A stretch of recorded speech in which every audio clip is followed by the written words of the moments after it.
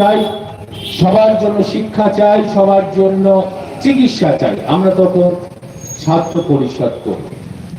আমরা সেদিন ভাবতাম যে এত বড় একটা দেশ, এত কোটি মানুষের দেশ, এত দারিদ্রতা রয়েছে দেশের মধ্যে, সেখানে কি করে সম্ভব একটা সরকারের পক্ষে এত মানুষের বিনা পয়সায় খাদ্যের যোগান দেওয়া?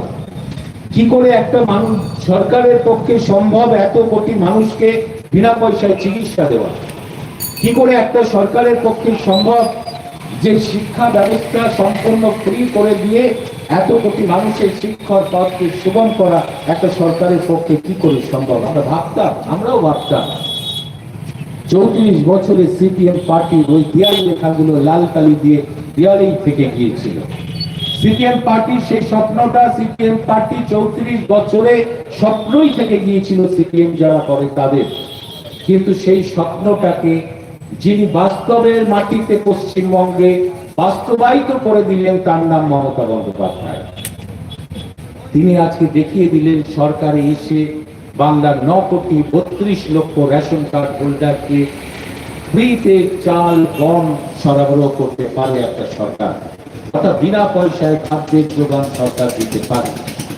মমতা বন্দ্যোপাধ্যায় দেখিয়ে দিলেন কিভাবে বিনা পয়সায় সরকারি হাসপাতালে চিকিৎসার পাশাপাশি স্বাস্থ্যসাথী কার্ড দিয়ে বেসরকারি ক্ষেত্রেও চিকিৎসাকে নিশ্চয়তা দেওয়া যায়। মমতা বন্দ্যোপাধ্যায় দেখিয়ে দিলেন।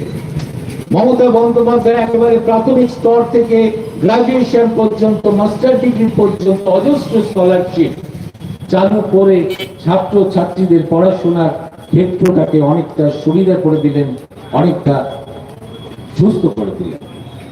আজকে ছোটবেলায় একেবারে বিনা পয়সায় বই খাতা জুতো থেকে শুরু করে 5-এ উঠলে শিক্ষাশ্রী, 8-এ উঠলে কন্যাশ্রী, 9-এ উঠলে সবুজ সাথী সাইকেল, 10-এ উঠলে স্মার্টফোন, 12-এ উঠলে কন্যাশ্রী 25,000 টাকা, গ্রাজুয়েশনে করলে কন্যাশ্রী 3rd ফেজের স্কলারশিপ দিয়ে, তার পাশাপাশি ঐক্যশ্রী, মেধাশ্রী, অজস্র মাদ্রাসায় পড়া আমার ছোট ছোট ভাই বোনদের পড়াশোনার জন্য স্কলারশিপের বন্দোবস্ত করলেন মমতা বন্দ্যোপাধ্যায়, যাতে বাড়ি বাড়িতে শিক্ষাটা পৌঁছে যেতে পারে।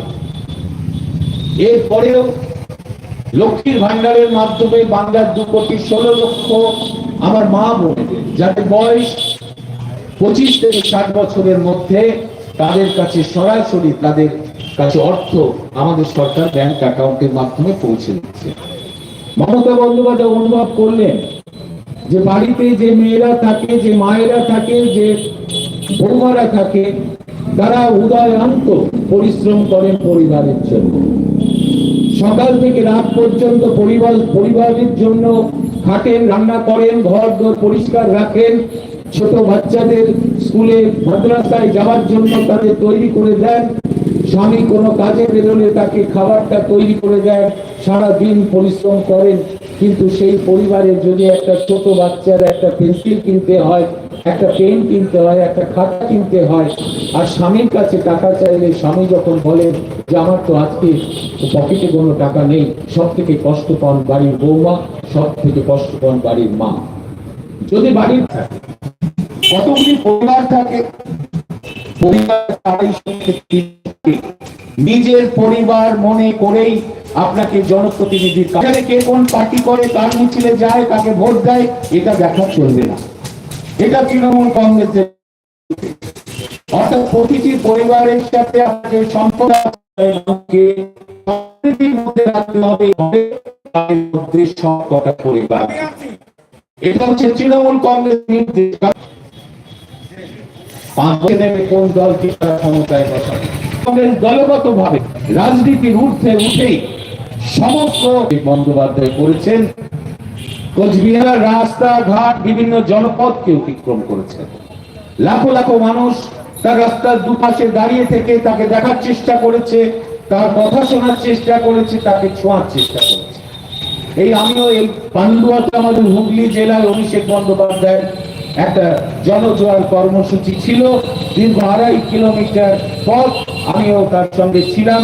আমরা সেই পথ অতিক্রম করলাম। রাস্তার দুধারে অজস্র মানুষ তার কথা শোনার জন্য উপস্থিত হয়েছে। কি বলছেন অভিষেক বন্দ্যোপাধ্যায়? অভিষেক বন্দ্যোপাধ্যায় কথাই বলছেন যে তৃণমূল কংগ্রেসকে হয়ে উঠতে হবে